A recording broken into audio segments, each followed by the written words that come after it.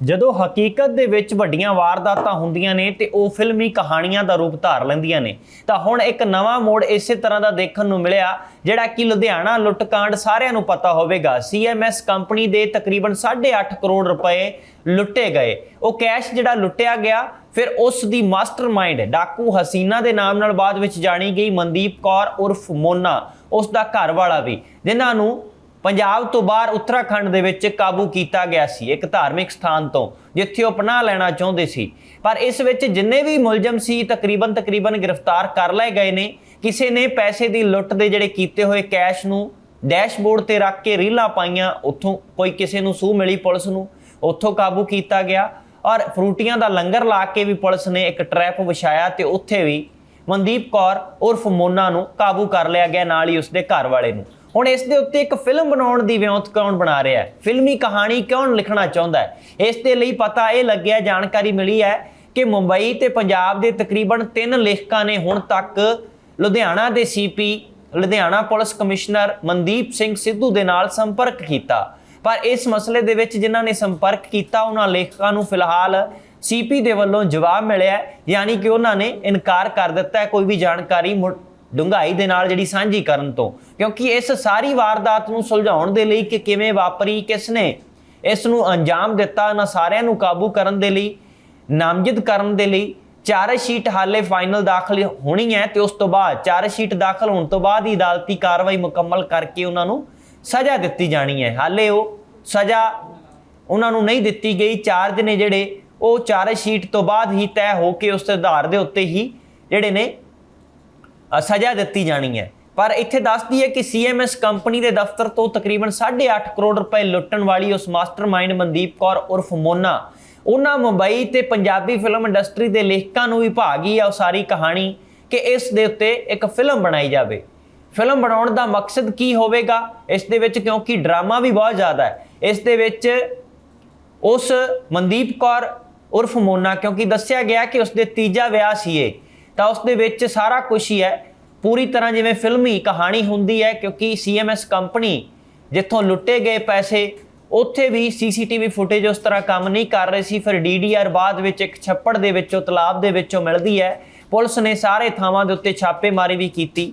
ਉਹਨਾਂ ਸਾਰੀ ਕਹਾਣੀਆਂ ਦੇ ਵਿੱਚੋਂ ਮੁੱਖ ਮੁਲਜ਼ਮ ਦੇ ਤੌਰ ਦੇ ਉੱਤੇ ਉਸੇ ਡਾਕੂ, ਜਿਸ ਨੂੰ ਹਸੀਨਾ ਵੀ ਮੀਡੀਆ ਸੁਰਖੀਆਂ ਦੇ ਵਿੱਚ ਲਿਖਿਆ ਗਿਆ, ਮਨਦੀਪ ਕੌਰ ਮੋਨਾ, ਪੁਲਿਸ ਨੇ 7 ਦਿਨਾਂ ਮਗਰੋਂ ਗ੍ਰਿਫਤਾਰ ਕਰ ਲਿਆ ਸੀ ਜਦੋਂ ਇਹ ਵਾਰਦਾਤ ਨੂੰ ਅੰਜਾਮ ਦਿੱਤਾ ਗਿਆ ਸੀ।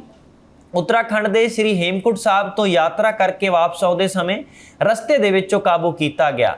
ਡੀਜੀਪੀ ਗੌਰਵ ਯਾਦਵ ਨੇ ਇਸ ਬਾਰੇ ਪੂਰੀ ਟਵੀਟ ਦੇ ਨਾਲ ਵੀ ਜਾਣਕਾਰੀ ਦਿੱਤੀ ਸੀ ਕਿ ਮੁਲਜ਼ਮਾਂ ਨੇ ਤੈਅ ਕੀਤਾ ਸੀ ਜੇਕਰ ਉਹ ਲੁੱਟ ਕਰਨ ਵਿੱਚ ਕਾਮਯਾਬ ਹੋ ਜਾਂਦੇ ਨੇ ਤੇ ਉਹ ਹੇਮਕੁੰਟ ਸਾਹਿਬ, ਕੇਦਾਰਨਾਥ ਤੇ ਹਰਿਦੁਆਰ ਮੱਥਾ ਟੇਕਣ ਲਈ ਜਾਣਗੇ। ਦੇਖੋ, ਇਸ ਤਰ੍ਹਾਂ ਦੀ ਗੈਰ ਕਾਨੂੰਨੀ ਢੰਗ ਦੇ ਲਈ ਕੀਤੇ ਗਈ ਵਾਰਦਾਤ ਨੂੰ ਵੀ ਲੈ ਕੇ ਮਨੋਕਾਮਨਾਵਾਂ ਪੂਰੀਆਂ ਹੋ ਜਾਣ ਦੀਆਂ ਗੱਲਾਂ ਕਹੀਆਂ ਗਈਆਂ ਕਿ ਮੱਥਾ ਟੇਕਿਆ ਜਾਵੇਗਾ ਜੇਕਰ ਅਸੀਂ ਕਾਮਯਾਬ ਹੋ ਜਾਂਦੇ ਹਾਂ।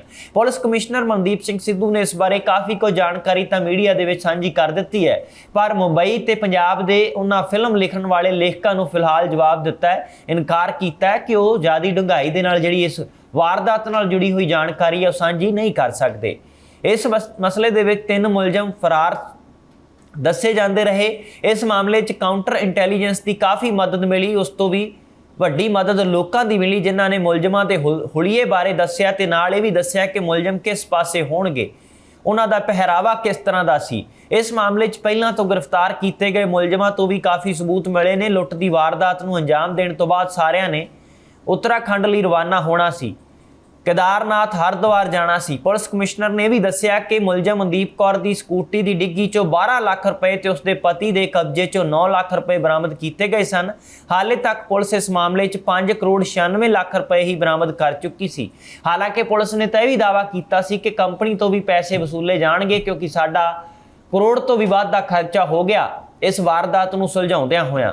ਹੁਣ ਸਵਾਲ ਇਹ ਹੈ ਕਿ ਜਿਹੜੀ ਮੋਨਾ, ਮਨਦੀਪ ਕੌਰ ਮੋਨਾ, ਜਿਸ ਦਾ ਨਾਮ ਸਭ ਤੋਂ ਵੱਧ ਚਰਚਾ ਦੇ ਵਿੱਚ ਹੈ, ਜਿਸ ਕਰਕੇ ਮੁੰਬਈ ਤੇ ਪੰਜਾਬ ਦੇ ਲੇਖਕ ਫਿਲਮ ਲਿਖਣਾ ਚਾਹੁੰਦੇ ਨੇ ਤੇ ਫਿਲਮ ਬਣਾਉਣਾ ਚਾਹੁੰਦੇ ਨੇ, ਉਸ ਦਾ ਇਹ ਪਿਛੋਕੜ ਕੀ ਹੈ ਤੇ ਉਹ ਕਿਵੇਂ ਇੱਕ ਸਧਾਰਨ ਘਰ ਦੇ ਵਿੱਚੋਂ ਉੱਠ ਕੇ ਐਡੀਆਂ ਵੱਡੀਆਂ ਵਾਰਦਾਤਾਂ ਨੂੰ ਅੰਜਾਮ ਦੇਣ ਦੇ ਉੱਤੇ ਵੀ ਤੁਲ ਗਈ ਹੈ। ਦਰਅਸਲ ਲੁਧਿਆਣਾ ਜ਼ਿਲ੍ਹੇ ਦੇ ਕਸਬਾ ਡੇਲੋਂ ਮਾਸਟਰਮਾਈਂਡ ਡਾਕੂ ਹਸੀਨਾ ਮਨਦੀਪ ਕੌਰ ਮੋਨਾ ਦੀ ਗ੍ਰਿਫਤਾਰੀ ਤੋਂ ਬਾਅਦ ਚਰਚਾ ਵਿੱਚ ਆ ਗਿਆ ਥਾਣਾ ਡੇਲੋਂ ਦੇ ਸਾਹਮਣੇ ਸੜਕੋਂ ਪਾਰ ਸਥਿਤ ਵਿਹੜੇ ਦੇ ਵਸਨੀਕ ਇਹ ਸੋਚ ਕੇ ਹੈਰਾਨ ਨੇ ਕਿ ਇੱਕ ਸਾਦੇ ਤੇ ਕੱਚੇ ਮਕਾਨ ਵਿੱਚ ਜੰਮੀ ਪਲੀ ਇੱਕ ਕੁੜੀ ਇੰਨੀ ਵੱਡੀ ਵਾਰਦਾਤ ਕਿਵੇਂ ਕਰ ਸਕਦੀ ਹੈ। ਲੋਕਾਂ ਨੇ ਵੀ ਦੱਸਿਆ ਕਿ ਹਨੀ ਟਰੈਪਰ ਡਾਕੂ ਹਨੀ ਹਸੀਨਾ ਵਜੋਂ ਜਾਣੀ ਜਾਂਦੀ ਮਨਦੀਪ ਕੌਰ ਮੋਨਾ ਆਮ ਲੜਕੀ ਸੀ। ਉਹਨਾਂ ਦੇ ਗਵਾਂਢ ਵਿੱਚ ਰਹਿੰਦੇ ਜਸਵਿੰਦਰ ਸਿੰਘ ਨੇ ਦੱਸਿਆ ਕਿ ਉਹ ਸਕੂਲ ਪੜ੍ਹਦਿਆਂ ਮਨਦੀਪ ਕੌਰ ਉਸ ਦੀ ਪਤਨੀ ਕੋਲ ਟਿਊਸ਼ਨ ਲਈ ਆਉਂਦੀ ਸੀ, ਪਰ ਕਰੋਨਾ ਕਾਲ ਦੌਰਾਨ ਜਦੋਂ ਉਸਨੇ ਪੰਜਾਬ ਪੁਲਿਸ ਵਿੱਚ ਵਲੰਟੀਅਰ ਵਜੋਂ ਕੰਮ ਕਰਨਾ ਸ਼ੁਰੂ ਕੀਤਾ ਤਾਂ ਉਸ ਦੀ ਜੀਵਨ ਸ਼ੈਲੀ ਵਿੱਚ ਵੱਡੀ ਤਬਦੀਲੀ ਆ ਗਈ। ਪੁਰਸ਼ਾਂ ਨੂੰ ਝੂਠੇ ਕੇਸਾਂ ਵਿੱਚ ਫਸਾ ਕੇ ਆਪਣੇ ਆਰਕੈਸਟਰਾ ਸਟਾਫ ਰਾਹੀਂ ਨੌਜਵਾਨਾਂ ਨੂੰ ਫਸਾ ਕੇ ਉਹਨਾਂ ਦਾ ਸ਼ੋਸ਼ਣ ਕਰਨਾ ਉਸ ਲਈ ਬਹੁਤ ਸੌਖਾ ਕੰਮ ਹੋ ਗਿਆ ਸੀ। ਇੱਕ ਭਰਾ ਜੋ ਪੁਲਿਸ ਦੀ ਗਿਰਫਤ ਵਿੱਚ ਹੈ ਉਸਦਾ ਨੂੰ ਛੱਡ ਕੇ ਉਸਦੇ ਪਰਿਵਾਰ ਦੇ ਹੋਰ ਮੈਂਬਰਾਂ ਨੂੰ ਇਮਾਨਦਾਰ ਅਤੇ ਮਿਹਨਤੀ ਦੱਸਿਆ ਗਿਆ।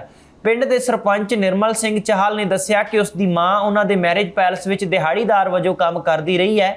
ਉਸ ਦੇ ਬਾਰੇ ਕੋਈ ਸ਼ਿਕਾਇਤ ਕਦੇ ਵੀ ਨਹੀਂ ਮਿਲੀ ਸੀ, ਪਰ ਜਿਸ ਦਾ ਸਾਰੇ ਪਰਿਵਾਰ ਦੇ ਜੀ ਮਿਹਨਤਕਸ਼ ਹੋਣ, ਮਿਹਨਤ ਕਰਨ ਵਾਲੇ ਹੋਣ, ਪਰ ਉਸ ਦੇ ਵਿੱਚੋਂ ਇੱਕ ਜੀ ਅਜਿਹਾ ਹੋਵੇ ਜਿਸ ਨੇ ਕਲੰਕ ਲਾ ਦਿੱਤਾ ਹੋਵੇ, ਤਾਂ ਹੁਣ ਉਹ ਇੰਨੀ ਚਰਚਾ ਦੇ ਵਿੱਚ ਹੈ ਮਨਦੀਪ ਕੌਰ ਮੋਨਾ, ਜਿਸ ਦੇ ਬਾਰੇ ਉਸ ਕੇਸ ਦੇ ਪੂਰੇ ਮੁਕੰਮਲ ਬਾਰੇ ਚਾਰਜ ਸ਼ੀਟ ਦਾਖਲ ਹੋਣੀ ਹਾਲੇ ਬਾਕੀ ਹੈ ਔਰ ਉਸ ਤੋਂ ਬਾਅਦ ਹੀ ਚਾਰਜ ਫਰੇਮ ਕਰਕੇ ਉਹਨਾਂ ਨੂੰ ਸਜ਼ਾ ਸੁਣਾਈ ਜਾਣੀ ਹੈ। ਉਸ ਤੋਂ ਪਹਿਲਾਂ ਪੰਜਾਬ ਤੇ ਮੁੰਬਈ ਦੇ ਲੇਖਕ ਚਾਹੁੰਦੇ ਨੇ ਕਿ ਉਹ ਇਸ ਵਾਰਦਾਤ ਦੇ ਉੱਤੇ ਫਿਲਮ ਲਿਖਣ।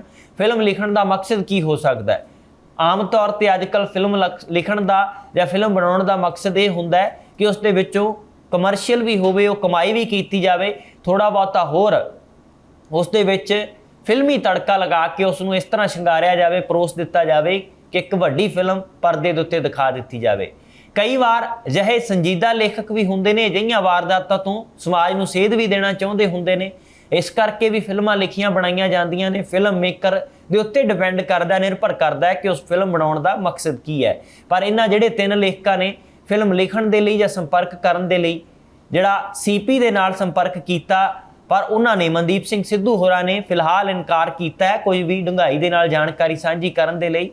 ਪਰ ਆਮ ਤੌਰ ਦੇ ਉੱਤੇ ਪਬਲਿਕ ਡੋਮੇਨ ਦੇ ਵਿੱਚ ਕਾਫੀ ਕਹਾਣੀਆਂ ਦਿਲਚਸਪ ਇਸ ਕੇਸ ਨਾਲ ਜੁੜੀਆਂ ਪੁਲਿਸ ਨੇ ਪਹਿਲਾਂ ਹੀ ਲੋਕਾਂ ਨੂੰ ਦੱਸ ਦਿੱਤੀਆਂ ਨੇ ਮੀਡੀਆ ਦੇ ਜ਼ਰੀਏ ਕਿ ਉਹਨਾਂ ਨੇ ਵਾਰਦਾਤ ਨੂੰ ਅੰਜਾਮ ਕਿਵੇਂ ਦਿੱਤਾ, ਕੈਸ਼ ਆਪਸ ਦੇ ਵਿੱਚ ਵੰਡਣਾ ਕਿਵੇਂ ਸੀ ਔਰ ਸੀਵਰੇਜ ਦੇ ਵਿੱਚ ਵੀ ਕਿਵੇਂ ਥੈਲੀਆਂ ਦੇ ਵਿੱਚ ਪਾ ਕੇ ਕੈਸ਼ ਰੱਖਿਆ ਗਿਆ, ਕੁਝ ਕੈਸ਼ ਆਪਸ ਦੇ ਵਿੱਚ ਵੰਡਿਆ ਵੀ ਗਿਆ।